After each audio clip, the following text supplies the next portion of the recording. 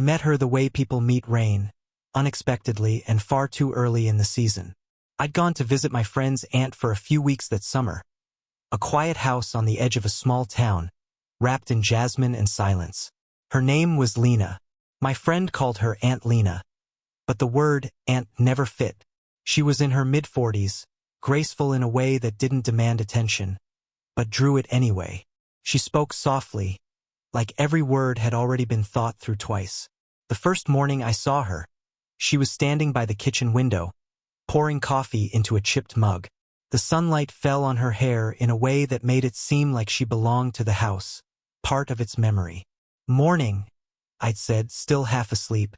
She smiled, small and polite. "You're the one staying in the guest room." It wasn't a question. It was a fact she'd already accepted. For the first few days, we barely spoke. She was always moving, watering plants, folding laundry, humming songs I didn't know. I catch myself watching her from the porch, pretending to read.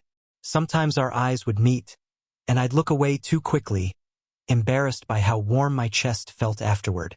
There was something about her presence, calm, almost comforting, but edged with a kind of sadness I couldn't name. I wondered who she was when no one was around. It was her aunt, my friend's mother, who told me something one evening that changed everything. We were having tea in the backyard when she said it, so casually that it took me a moment to realize what I'd heard. "You know," she began, "Lena never remarried after Daniel passed. She still keeps his watch by the bedside. Been 10 years now." I remember the sound of crickets, the faint wind stirring the trees. Something in me went still. 10 years. I hadn't known. And somehow that detail, that loss, shifted how I saw her. Suddenly her quiet wasn't just shyness. It was survival. The way she moved so carefully, spoke so gently. It was all built around something broken she'd learned to protect. That night I couldn't sleep. I found her outside on the porch, sitting with a blanket wrapped around her shoulders. The sky was a deep, heavy blue. "You're awake too," she said softly, glancing at me. "Couldn't sleep," I admitted. "Too many thoughts." She smiled faintly. "You're young. You're supposed to have too many." I sat beside her, careful not to get too close. The air between us felt charged. Not in a loud way, but like a quiet current neither of us wanted to name. She didn't say anything else. Just stared into the dark, her fingers brushing the edge of her mug. I wanted to ask about him, Daniel, but it felt wrong, too intimate. Instead, I said, "Do you ever stop missing someone?" Her gaze flickered toward me, and for a second, I thought she might cry. But she didn't. She just whispered, "No, you just learn how to breathe around the missing." The words lingered long after she went inside. And that was the moment. Not the way she looked, not the way she spoke, but that sentence. That quiet, aching honesty that made her more real to me than anyone I'd ever known. When I finally went back to my room, I found a message on my phone. Sometimes it was in the kitchen, when she'd hand me a cup of coffee without asking how I liked it. Somehow always right. Sometimes it was on the porch, where the night air made us both less careful. But the more we talked, the more I realized how little I actually knew about her. She told me she'd once been a teacher literature before she stopped working. Said she couldn't go back after he died. Not because the school had changed, but because she had. "It's strange," she said once, eyes fixed on the horizon. "You lose one person, and suddenly everything you loved before feels borrowed." I wanted to say I understood, but I didn't. Not really. I'd never lost anyone. Not like that.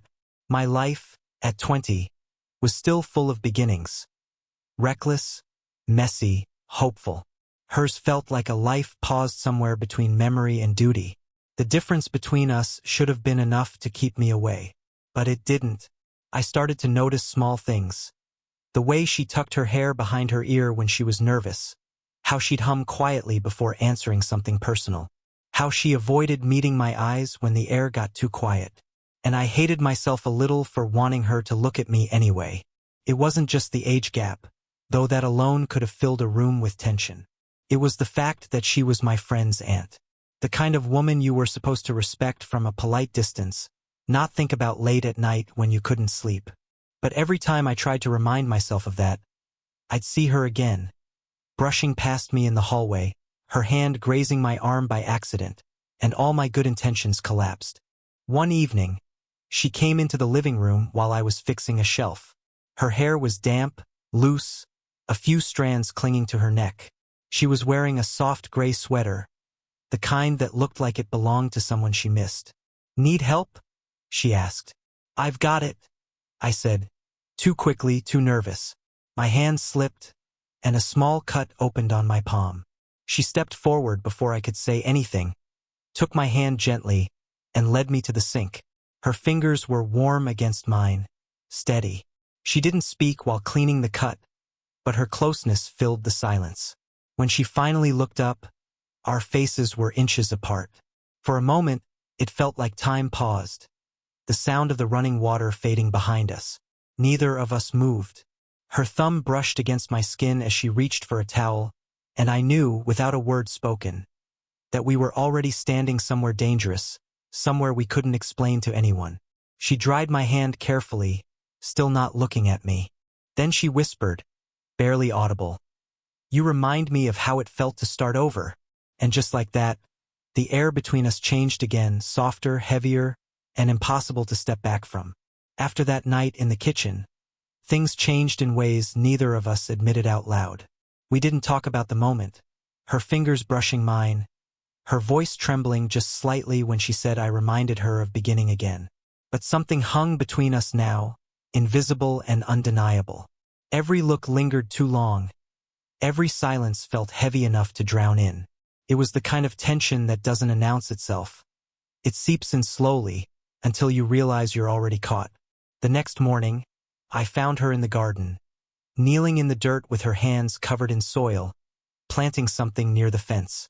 She didn't hear me walk up at first, and for a second, I just watched her, the way her shoulders moved, the quiet rhythm of her breathing. When she looked up, startled, I stepped back quickly. "Sorry, didn't mean to scare you." She smiled faintly, brushing the dirt off her palms. "You didn't. I just wasn't expecting anyone." Her tone was lighter, but her eyes weren't. There was something guarded there now, a quiet awareness that hadn't been there before. I tried to act normal. "Need help?" She shook her head. "You've done enough. I don't want you hurting yourself again." It was a small joke, but the way she said it, soft, teasing, tender, made it sound like something more. I laughed anyway, pretending it was nothing. But later that afternoon, while washing my hands at the sink, I caught her watching me from the doorway. She didn't look away this time, and I didn't either. That evening, her niece, my friend, came by unexpectedly. "Hey, I thought you were still in the city," I said, surprised. "Changed my plans," she said cheerfully, dropping her bag by the door. "Thought I'd come see Aunt Lena. You don't mind me crashing for a few days, right?" Lena froze for half a second, just long enough for me to notice. "Of course not," she said quickly, forcing a smile. "You're always welcome." But her hands were trembling slightly as she tucked her hair behind her ear. That night, the house felt smaller. Every sound carried: footsteps in the hallway, doors closing, whispers from the living room. I couldn't stop thinking about how close I'd been to her hand earlier, how it had felt like more than comfort. Now, with her niece here, I wasn't sure how to act. She and I couldn't even share a glance without risking something. The next day, it rained. A steady, endless downpour that trapped us inside. Her niece went to the city to meet a friend, leaving us alone again. We spent most of the afternoon in silence. She was reading in the living room.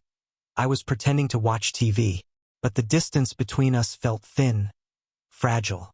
Every flick of her eyes felt like a question I wasn't brave enough to answer. When thunder rolled outside, the lights flickered. She sighed softly. "I hate storms," she murmured. "Why?" "They remind me of the night Daniel's car crashed," she said. Her voice cracked on his name. I didn't know what to say, so I just sat beside her quietly. After a long silence, she whispered, "He was driving home from a conference. I told him not to, the weather was bad. He said he'd be fine."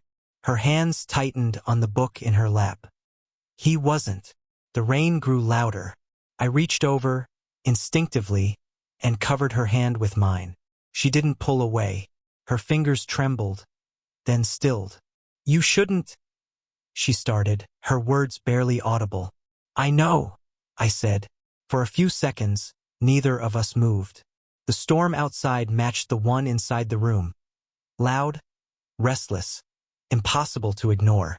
She turned toward me slowly, her eyes shining in the dim light. "You're too young to understand what this means," she whispered. "Then tell me," I said, my voice shaking. "Tell me what it means." Her breath hitched. For a moment, I thought she might kiss me. But then a knock echoed from the front door. We both froze. She pulled her hand away quickly, standing up. "Stay here," she whispered. I heard muffled voices from the hallway. A man's voice, calm, older. When she came back, her face was pale. "Who was it?" I asked. "An old friend," she said, too fast. "He was just checking in." But her hands were shaking again, and I knew it wasn't just a friend. Later, I heard her talking quietly on the phone. Her tone was low, nervous. The words, "You can't just show up like that," floated through the air before she hung up. That night I couldn't sleep. The storm had passed, but the quiet that followed was worse. I went downstairs for water and found her standing by the window, staring out into the dark. "You should be asleep," she said without turning. "So should you." She sighed. "I can't. Everything feels wrong." I stepped closer, my voice soft. "Because of him?" She turned then, finally facing me. "Because of this?" she said, gesturing between us. "Because I shouldn't even be talking to you like this." I wanted to apologize, to step back, to give her space. But I didn't. Instead, I said, "Then tell me to stop." She opened her mouth, but no words came. For a long moment we just stood there, the moonlight cutting across the room, her breath quick and shallow. Finally, she whispered, "I can't." And then, before either of us could think, she reached out, her hand brushing against my cheek, hesitant, trembling. It wasn't a kiss. Not yet. But it was everything that could lead to one. The sound of the front door creaking broke us apart. Her niece's voice echoed from the hallway. "Aunt Lena? Are you still up?" Lena stepped back, her voice shaking slightly as she replied, "Just checking the windows." Our eyes met once more, full of what we couldn't say, and then she disappeared down the hall, leaving me standing alone in the half-lit room, heart pounding, the echo of her touch still burning on my skin. Lena kept herself busy, cleaning, cooking, pretending everything was normal. But the air around her was different now, tense and fragile, like glass about to crack. Every time she passed me in the hallway, her scent lingered longer than it should have. Every time she smiled politely, it felt like a lie we were both trying to believe. Her niece, unaware of anything, kept filling the silence with cheerful noise, asking me about college, teasing her aunt about never going out. I laughed when I was supposed to, but inside, everything felt off balance. One night, after her niece had gone to bed, I found Lena outside on the porch again, wrapped in the same blanket as before. The moonlight traced her face in soft silver. "Couldn't sleep?" I asked quietly. She didn't turn. "You shouldn't be here. I live here." Her voice was tight. "That's not what I meant." I stepped closer, careful, but I couldn't stop myself. "Then say what you meant." She finally looked at me, and the sadness in her eyes made my chest ache. "You're making it hard for me to breathe," she whispered. The words hit harder than I expected. "I didn't mean to. I know," she sighed, looking down at her hands. "But you're kind and young and you don't understand what this looks like." People would talk. "Let them," I said before I could stop myself. She shook her head. "You think love is brave. It isn't. It's messy. It takes and takes until you don't recognize yourself anymore." The word love hung in the air between us. She didn't mean to say it. I could tell by the way she froze, eyes wide, breath caught. I took another step forward. "Then what do you call this?" Her lips parted, but no sound came out. "Because I think about you all the time," I said, my voice breaking. I can't stop. I try to. But then I see you and it's like everything else disappears. Her hand trembled as she reached for the railing. Stop. I can't. You should. The rain had started again. A soft drizzle that made her hair cling to her cheeks. She looked beautiful in a way that hurt to look at. You'll regret this, she whispered.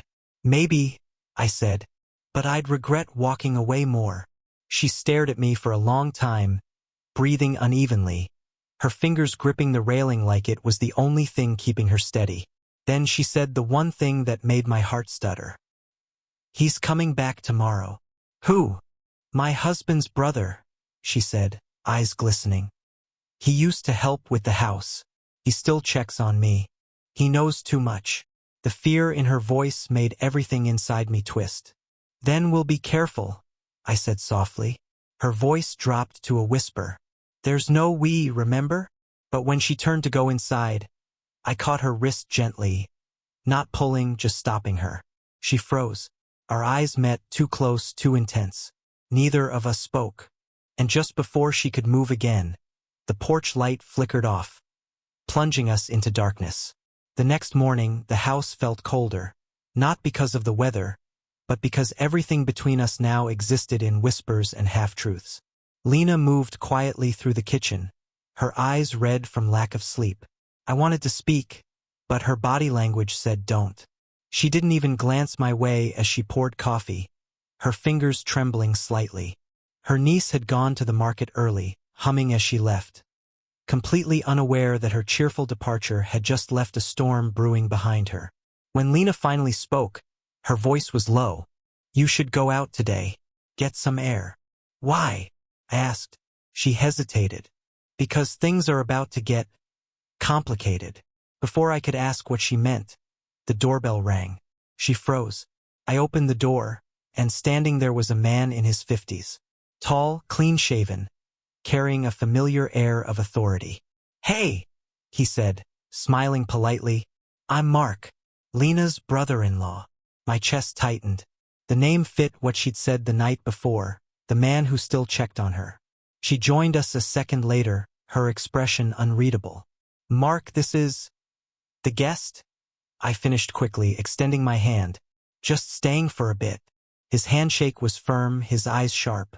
He looked at me too long before glancing at Lena. Didn't know you had company. Lena forced a laugh.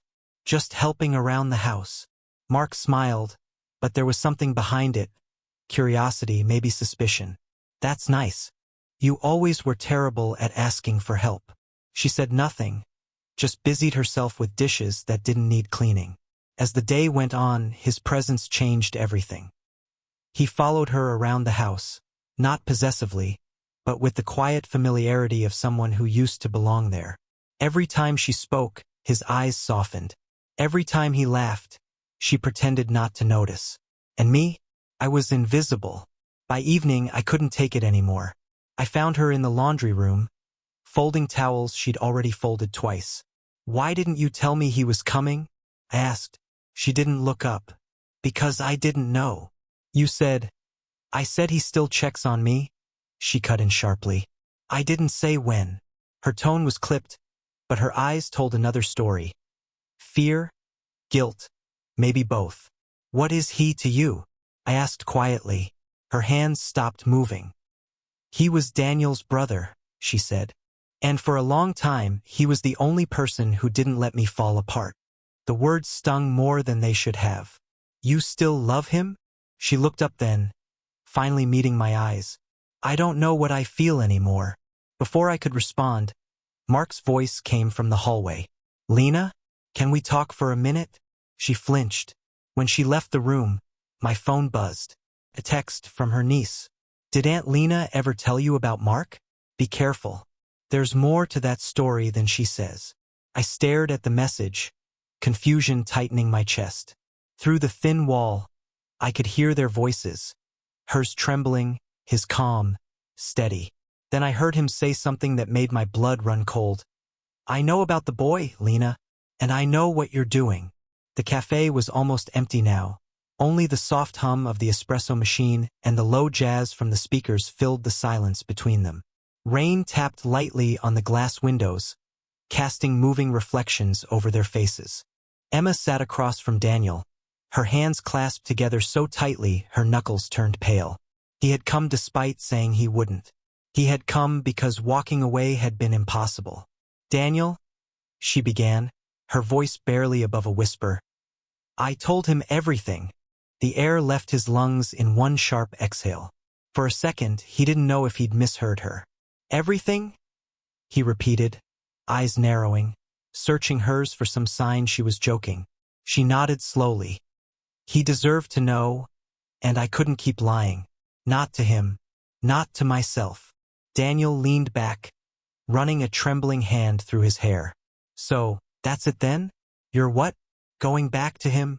Her eyes glistened. "I don't know. I just know that what we were doing, it was killing me inside."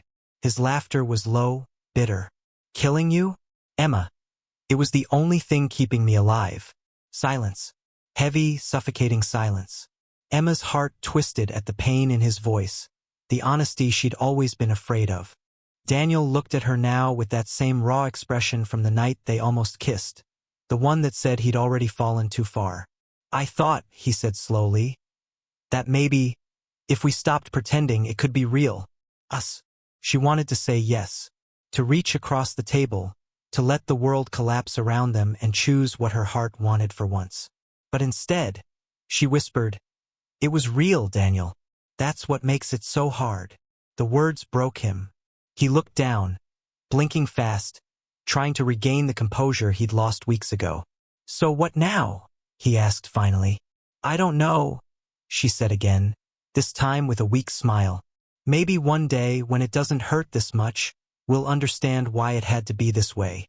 He shook his head, a single tear cutting through his restraint. "No, I'll never understand why something that felt so right had to be wrong." Emma reached across the table, fingers trembling, and placed her hand over his. For a fleeting moment, time stilled. Their hands fit like a memory, a ghost of everything they couldn't keep. The rain outside turned heavier, drowning the sound of her soft whisper. "Goodbye, Daniel." He didn't stop her when she stood to leave. He didn't move when the door closed behind her and the bell above it chimed one last time. All he did was stare at the empty chair across from him, the one that, for a brief and dangerous moment, had felt like home. 3 weeks had passed since that rainy afternoon. 3 weeks since Emma had walked out of the cafe and left Daniel with nothing but silence and the taste of everything they never said. Life went on as it always does. But for both of them, something had quietly shifted. Emma had returned to her husband, though the air between them was different now. Fragile, cautious, like glass that could crack at any sound. She told him she wanted to rebuild, but even as she smiled at him across the dinner table, a part of her drifted elsewhere, to a memory of soft jazz, rain against glass, and a man who had made her feel seen.